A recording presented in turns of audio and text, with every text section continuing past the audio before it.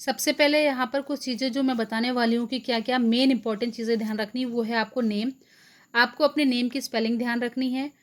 Father's name, उनका correct name हो, उनका जो भी आप फुल नेम हर डॉक्यूमेंट में लिखते हो वो ज़रूर होना चाहिए, क्योंकि अगर अभी आपने कोई मिस्टेक कर दी तो सैलरी अकाउंट जब होगा आपका, या फिर जब आप डॉक्यूमेंट वेरिफिकेशन में जाओगे या फर्दर प्रोसेसेस जो होंगे ना, उसमें आपको फिर प्रॉब्लम फेस करनी पड़ सकती है। इसलिए आप अपने नाम की स्पेलिंग, अपने फादर के नेम की स्पेलिंग आप अपना देख लेना कि जो पैन कार्ड आधार कार्ड में आपका लिखा हुआ है वही सारे डिटेल्स आपको फिल करने हैं। Date of birth, name, address, बाकी जो भी सारी चीज़ें वो आपको उसी के अकॉर्डिंग फिल करनी है जो आपने डॉक्यूमेंट्स में लिखवा रखा है।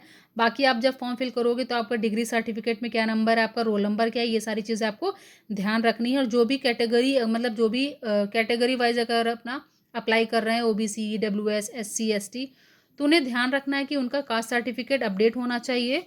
और मैं तो ये बोलना चाहूँगी कि अगर आप किसी भी कैटेगरी में अप्लाई कर रहे हैं ना, तो आपको बहुत अच्छे से ध्यान रखना है कि आप उस कैटेगरी का कास्ट सर्टिफिकेट पहले से ही रेडी रखो और फिर उस कैटेगरी में अप्लाई करो जो कैटेगरी आप बिलोंग करते हो।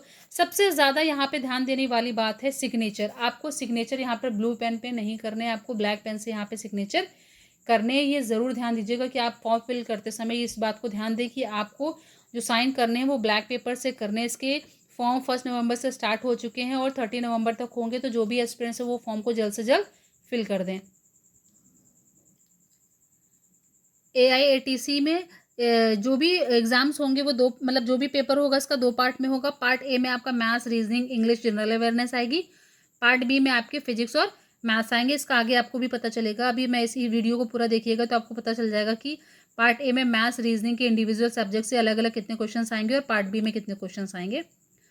मैं पार्ट बी का स्पेशली बताना चाहूँगी कि इसका जो मोस्ट इंपॉर्टेंट टॉपिक्स हैं फिजिक्स और मैथ्स की, ये 12th लेवल आएंगे, तो आप एनसीईआरटी बुक ज़रूर पढ़ लेना 12th की, 11th 12th की, क्योंकि उससे आपको बहुत हेल्प मिल जाएगी आपको एग्ज़ाम क्रैक करने में।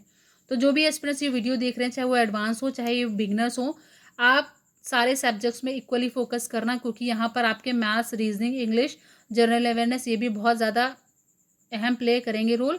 बाकी आपको पार्ट बी में ज़्यादा फोकस करना है, क्योंकि ये 30 मार्क्स के क्वेश्चंस होंगे, 30 फिजिक्स और 30 मैथ्स के। इस वीडियो को पूरा ज़रूर देखिएगा, क्योंकि लास्ट में मैं आपको बताऊंगी कि कौन कौन सी बुक्स हैं जिससे आप पढ़ सकते हो और कौन से आपको प्रीवियस ईयर क्वेश्चंस लगाने हैं, कहाँ से आप मॉक टेस्ट दो जो आपको हेल्प करेंगे ये एग्ज़ाम फर्स्ट अटैम्प्ट में ही क्रैक करने में।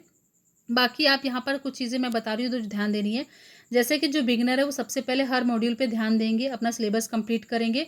उसके बाद उन्हें प्रैक्टिस करने होंगे ज़्यादा से ज़्यादा प्रीवियस ईयर क्वेश्चंस, और फिर मॉक टेस्ट देना होगा। मॉक टेस्ट देने के बाद आपको एनालिसिस करना होगा कि आप कहाँ गलती कर रहे हो, कौन सा सेक्शन आपका वीक है, उस पर फिर और ज़्यादा फोकस करना होगा। बहुत सारे ऐसे एस्पिरेंट्स होंगे जो सिर्फ पार्ट ए पे ज़्यादा फोकस करते हैं, पार्ट बी पे नहीं कर पाते हैं, लेकिन ऐसा नहीं करना है, आपको सारे मॉड्यूल्स को इक्वली कवर करना है। यहाँ पे कुछ बुक्स बता रही हूँ मैं मैथ्स की, जैसे आप अभिजीत सर की ले सकते हो। बेसिक फिजिक्स की कार्ल एफ फोन जो वेले पब्लिकेशन की, उसकी। जनरल अवेयरनेस के लिए लूसेंट या फिर अरिहंत की पढ़ सकते हो। इंग्लिश के लिए एसपी बख्शी या फिर अरिहंत की पढ़ो, मैं तो रिकमेंड करूँगी आपको एसपी बख्शी बुक।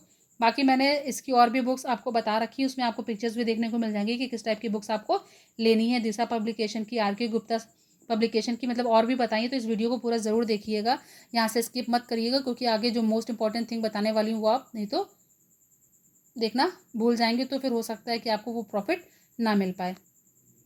यहाँ पे ऑनलाइन सोर्स आप यूज़ कर सकते हो, योरपीडिया, जो कि एटीसी बैच लॉन्च कर रहा है, तो एटीसी बैच लेकर आप वहाँ से, ये पेड कोर्स है जहाँ से आप प्रिपरेशन कर सकते हो। अगर कोई विलिंग कर रहा है, कोई विल कर रहा है कि उसे पेड कोर्स चाहिए, तो वो योरपीडिया का पेड कोर्स ले सकता है। बाकी आप AIATC की दिशा बुक और AIATC की आर गुप्ता बुक ले लो। ये दोनों बुक्स बहुत अच्छी है और काफ़ी हेल्प भी करेंगी आपको फर्स्ट अटैम्प्ट में एग्ज़ाम को क्रैक करने के लिए। बाकी ये अभी मैं और भी कुछ बताने वाली हूँ जो कि ये हैं।